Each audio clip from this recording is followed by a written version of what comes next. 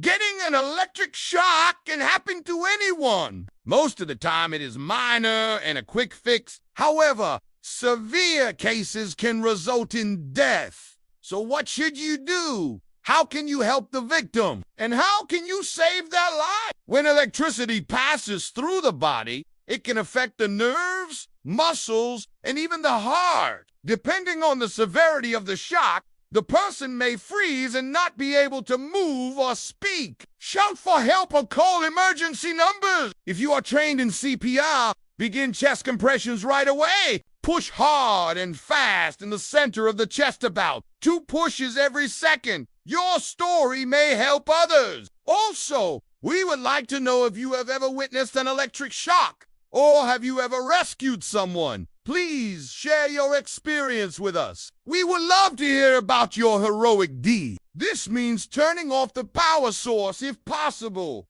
or using a non-conductive object to move the injured person away from the source. If you're not trained in CPR, do not attempt to perform it, as this can make the injury worse. Instead, focus on basic first aid such as controlling any bleeding and keeping the person warm. In these cases, the victim may need treatment for these injuries, in addition to any electrical injuries they have sustained. If you're trained to give rescue breaths, give 2 breaths after every 30 compressions. The skin around the burn may be red or swollen, but it's important not to pop any blisters that form, as this can increase the risk of infection. Instead, cover the burn with a clean dressing and seek medical attention. Prompt diagnosis and treatment can help manage the condition and prevent further complications. We understand that seizures can be scary, but it's essential to know how to assist someone who is experiencing one. Stay tuned to learn about the steps you can take to help those who are suffering from seizures. And if you haven't already, please subscribe to our channel to stay informed about our upcoming videos on first aid and safety tips. Your support means a lot to us, and we're committed to providing valuable content that can help you in emergencies.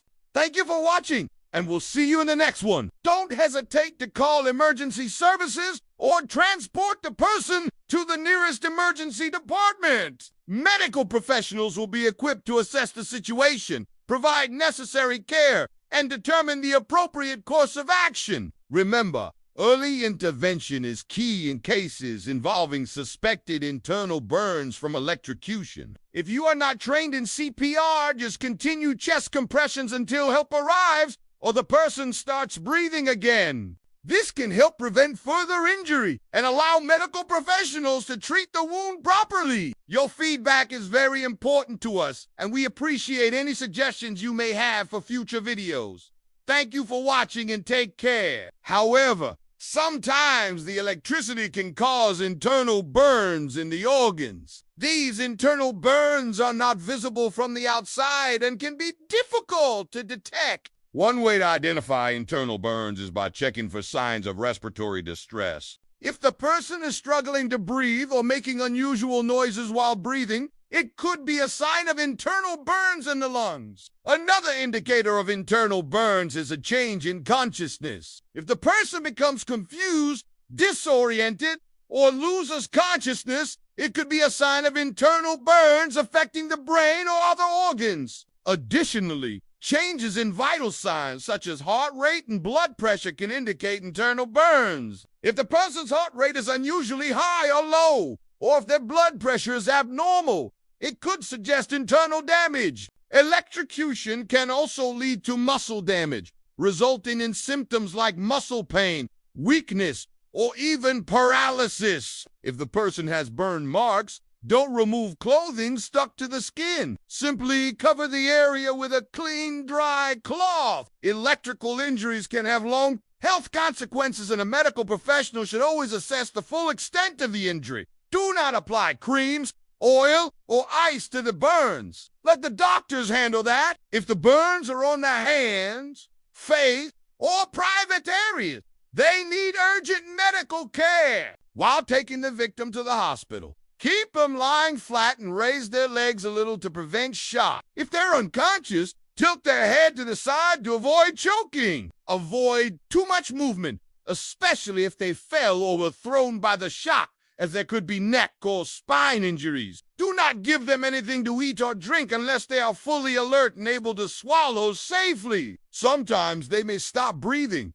lose consciousness, or suffer burns, but many can survive if they are helped properly within the first few minutes. Remember, your safety is also important. Never try to help without switching off the power first. It is crucial to know how to respond correctly to electrical injuries to ensure the best possible outcome. In this video, we covered the basics of what to do when someone is electrocuted. But did you know there are different approaches based on the type of electrical injury? Minor electrical injuries such as small burns can be treated at home with basic first aid. However, more severe injuries such as cardiac arrest require immediate medical attention. In these cases, the victim may go into cardiac arrest, which means their heart stops beating. If this happens, it is vital to start CPR immediately. By understanding the different types of electrical injuries and knowing how to respond to each one, you can help ensure the safety of both yourself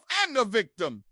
Don't throw water, don't use metal tools, act fast, but smart. With the right action, you can save a life, even if they look okay from the outside. The internal damage can be serious. When someone gets an electric shock, the most important thing is to stay calm and act quickly but safely. First things first. If you see someone getting shocked, do not rush to touch them. That person may still be in contact with electricity. If you touch them with your bare hands, you could get shocked too. You want to be the one who provides aid, not another victim. The first step is to stop the power. Quickly switch off the main electrical supply, unplug the device or turn off the circuit breaker or whatever is safest. If the power cannot be turned off immediately, then you will have to disconnect the person from the source. But use something that does not conduct electricity to push the person away from the source. A dry wooden stick, a dry plastic pipe, a thick dry cloth folded several times, or a rubber item. Make sure you are standing on a dry surface and your hands are not wet. Never use anything metal or wet. And never try to pull the person with your bare hands. As soon as the person is away from the electric source, check if they are conscious. Speak to them, tap their shoulder. If they respond and are breathing normally, help them lie down calmly. Raise their legs slightly to improve blood flow. Loosen any tight clothing and keep them warm using a clean cloth or blanket. If the person is unconscious but still breathing, turn their body gently to one side. This is known as the recovery position. It helps keep their airway open and prevents choking in case they vomit. Lift the chin slightly to help with breathing, and if you can, raise their legs a little unless there is a possibility of a spine injury. If the person is not breathing at all or if their heart is stopped, you must act immediately. People can die from electric shocks when the current goes through the heart or brain, when they are exposed to high voltage, or when no help is given in time. So let me ask you, have you ever experienced an electric shock? How did you deal with it? Share your experience in the comments below. Electrical injuries can vary from a small burn to cardiac arrest. The first step in treating any electrical injury is to ensure the safety of the rescuer.